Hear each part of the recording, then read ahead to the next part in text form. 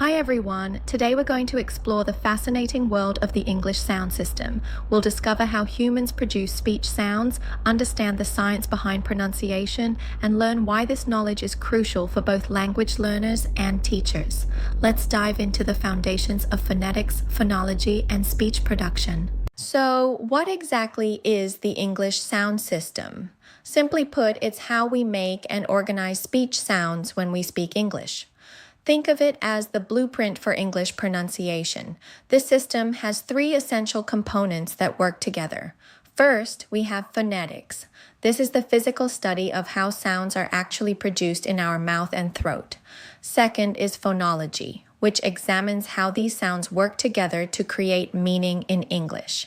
And third, articulation, the study of how we use our mouth, tongue, and other speech organs to create sounds.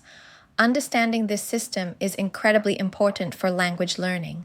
It leads to better pronunciation skills, clearer communication, and more effective language teaching methods.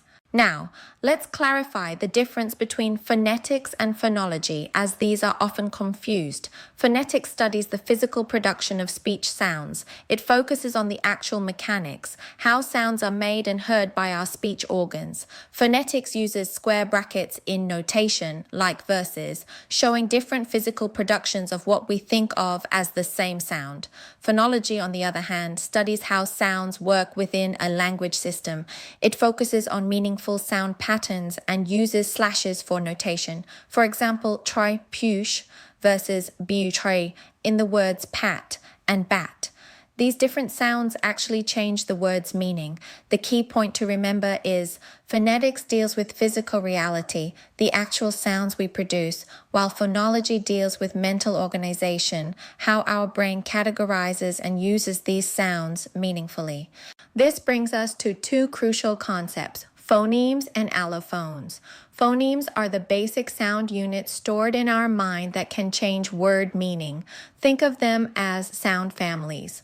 For instance, perk and burr are different phonemes because they create entirely different words. Allophones are different ways to pronounce the same phoneme that don't change the word's meaning. They're like family members who look slightly different but belong to the same family. Let me give you a practical example with the per phoneme. In the word pat, we produce a strong P with a puff of air, but in spat, we produce a softer P without that air puff. These are different allophones of the same per-ch-a phoneme. The words still have the same meaning. We just pronounce the P sound differently depending on its position in the word. Now let's examine where all this sound production takes place, the vocal tract. This is the space above our voice box or larynx where air passes through and gets shaped into speech sounds. The vocal tract consists of three main connected cavities. First, the oral cavity, our mouth, which is the primary space for sound shaping. Second, the nasal cavity, our nose, used specifically for nasal sounds. And third, the pharyngeal cavity, our throat, which serves as the connecting passage. The function is straightforward. Air from our lungs travels up through this tract and gets shaped into all the different speech sounds we produce. Within the vocal tract, we have specific parts called articulators that actually create the sounds. These are divided into two categories. Active articulators are the parts that can move. The most important is our lower lip, which works with the upper lip to create sounds like p, b, and ma. But the real star is our tongue, with its different sections: tip, blade, front, center, back, and root. The tongue is absolutely the most important articulator for English sounds. Passive articulators are the parts that cannot move. These include our upper lip, upper teeth, which help create sounds like fur and ver, the alveolar ridge or teeth ridge for sounds like ter, der, sir, and zer, the hard palate at the front roof of our mouth, and the soft palate or velum at the back roof of our mouth.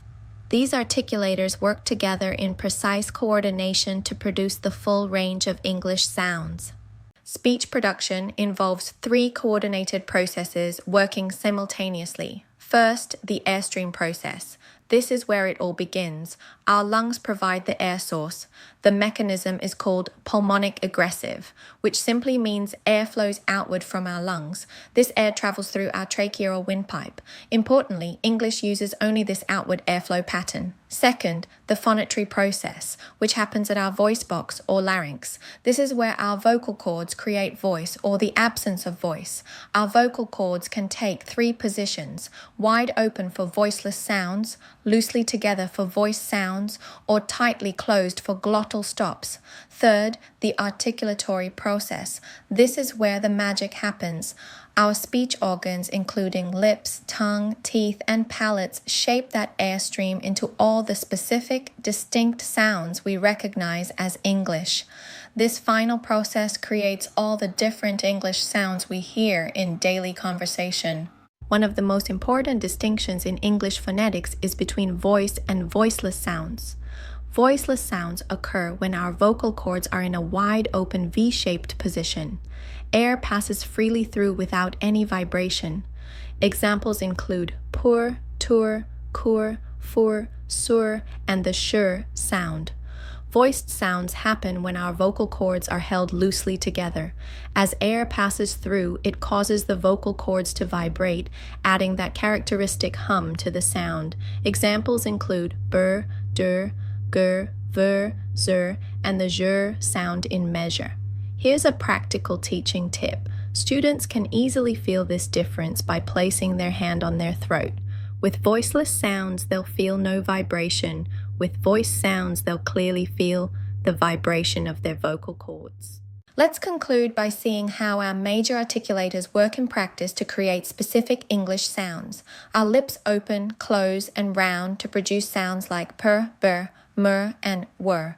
Our tongue tip touches different places in our mouth for ter, der, ner, and lau. The tongue blade makes contact with the teeth ridge for sir, zur, and the shur and zhur sounds. Our tongue back contacts the soft palate for ker, gur, and the ngur sound. Finally, our teeth work together with our lips and tongue to create f, ver, and the th sounds. Each articulator plays its specific, essential role in creating the remarkable diversity of sounds in the English language system. Understanding these foundational concepts, the distinction between phonetics and phonology, how our vocal tract and articulators work together, and the 3 processes of speech production, gives us the tools to better understand, teach, and learn English pronunciation. Thank you for your attention, and I'd be happy to answer any questions.